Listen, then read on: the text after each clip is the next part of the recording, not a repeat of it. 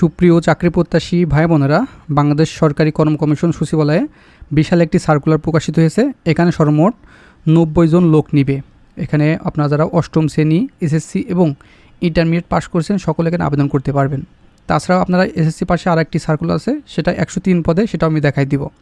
তো এই ভিডিওটি শুরু করার আগে আপনাদের কাছে ছোট্ট একটি রিকোয়েস্ট থাকবে, আপনি যদি আমাদের all news online BD YouTube চ্যানেলে নতুন দর্শক হয়ে থাকেন তাহলে দেখেন সাবস্ক্রাইব লেখা একটি বাটন আছে, এখানে ক্লিক করে সাবস্ক্রাইব করে দিবেন এবং পাশে থাকা বেল আইকনটা অল করে দিবেন।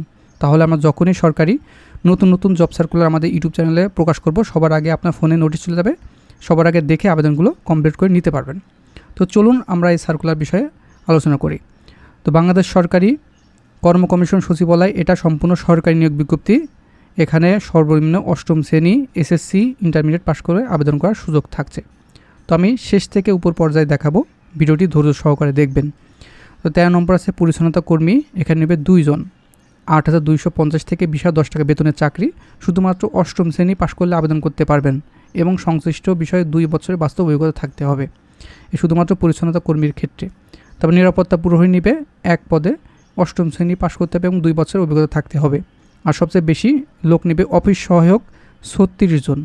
এখানে শুধুমাত্র মাধ্যমিক স্কুল সার্টিফিকেট বা সমান পরীক্ষা উত্তীর্ণ হলে আবেদন করতে পারবেন। এখানে কোনো অভিজ্ঞতা লাগবে না, কোনো কিছুই লাগবে না। শুধুমাত্র এসএসসি পাস করলে যে কোনো শাখা থেকে, সেটি আর্টস, কমার্স, সায়েন্স, ভোকেশনাল অথবা মাদ্রাসা থেকে পাস করলেও এই অফিস সহায়ক পদে 36 জন লোক নেবে, এখানে আবেদন করতে পারবেন। তো শুধুমাত্র আবেদন করলে হবে না, আবেদন করার জন্য ভালো করে প্রিপারেশন নিতে হবে। তো আমরা এই যে অফিস সহায়ক পদের জন্য আমরা একটি চূড়ান্ত সাজেশন রেডি করেছি। এই সবগুলো পিডিএফ মূল্য 100 টাকা। বাংলা, ইংরেজি, গণিত এবং সাধারণ জ্ঞান সকল বিষয় দিয়ে থাকবে। এটা এমসিকিউ এবং সাথে লিখিত পরীক্ষার জন্য কাজ করবে। লিখিত এবং এমসিকিউ দুটাই দিয়ে দেবো।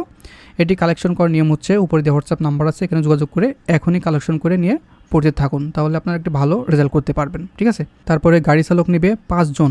এখানে শুধুমাত্র অষ্টম শ্রেণী পাস বা বৈধ ড্রাইভিং লাইসেন্স বা হালকা বা ভারী যানবাহন চালানোর অভিজ্ঞতা থাকতে হবে। তারপর টেলিফোন অপারেটর নেবে 2 পদে, কোনো শিক্ষিত বোর্ড হইতে উচ্চ মাধ্যমিক সার্টিফিকেট মানে ইন্টারমিডিয়েট পাস হতে হবে।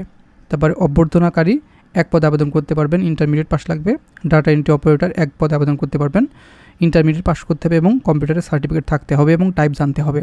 তারপরে কম্পিউটার মুদ্রাক্ষরিক 5 জন লোক নেবে, এখানেও উচ্চ মাধ্যমিক সার্টিফিকেট বা সমান পরীক্ষা উত্তীর্ণ হতে হবে, কম্পিউটার প্রশিক্ষণ প্রাপ্ত এবং সার্টিফিকেট থাকতে হবে এবং কম্পিউটারে বাংলায় 20 এবং ইংরেজিতে 20 শব্দ গতি থাকতে হবে।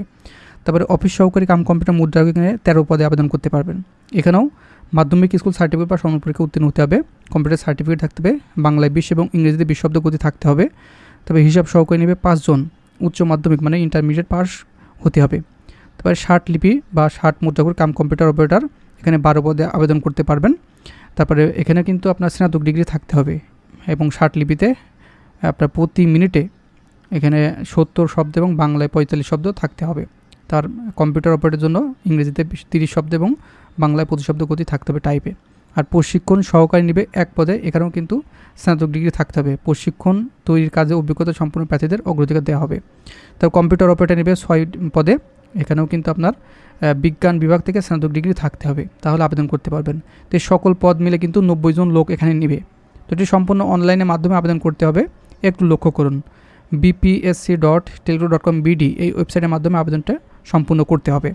তো আবেদন শুরু হবে 27 এপ্রিল 2026 সকাল 10টা থেকে এবং 11 মে 2026 বিকাল 5টায় কিন্তু আবেদন শেষ হয়ে যাবে।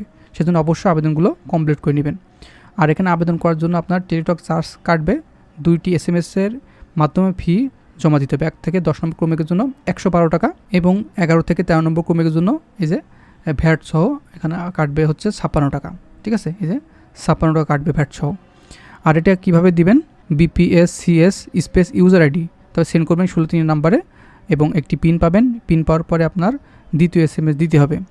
দ্বিতীয় SMS কীভাবে দিবেন আমি দেখাই দিচ্ছি। এই যে BPSCS space ES space PIN send করবেন 16 নাম্বারে। দেওয়ার পরে congratulation, applicant name, payment complete successfully, আপনার ইউজার আইডি পাসওয়ার্ড দিয়ে দিবে, সেটা কিন্তু সংগ্রহ করে রাখবেন।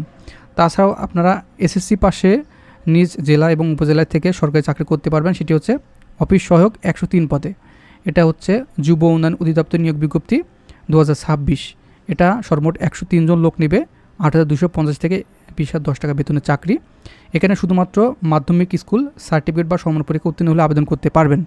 যে কোনো শাখা থেকে শুধুমাত্র এসএসসি পাশ করলে আবেদন করতে পারবেন, ছেলে মেয়ে উভয় আবেদন করতে পারবেন। বাংলাদেশের 64 জেলা থেকে আবেদন করার সুযোগ থাকছে, সেজন্য এটা কিন্তু কেউ মিস করবে না।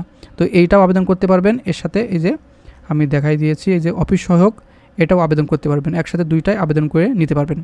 তো আপনারা ঘরে বসে থেকে নির্ভুলভাবে আবেদন করার জন্য আমাদের একটি লোক রাখা আছে, উপরে দেওয়া হোয়াটসঅ্যাপ নাম্বার আছে, ওনার সাথে যোগাযোগ করে এই দুইটা পদে আপনারা যারা এসএসসি পাস করেছেন, সরকারি চাকরি খুঁজছেন, এই দুইটাই এখনই আবেদন করে নেবেন।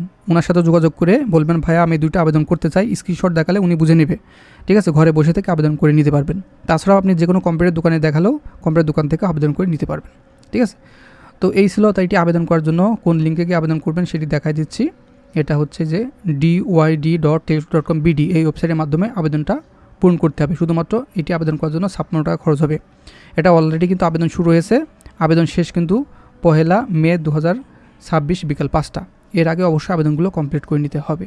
ঠিক আছে, তো বন্ধুরা এই ছিল, আমি দুইটা সার্কুলার একসাথে দেখাই দিলাম। যুব উন্নয়ন অধিদপ্তরের 103 জন লোক নিবে, আর এখানে হচ্ছে বাংলাদেশ কর্ম কমিশন সচিবালয় 90 জন লোক নিবে।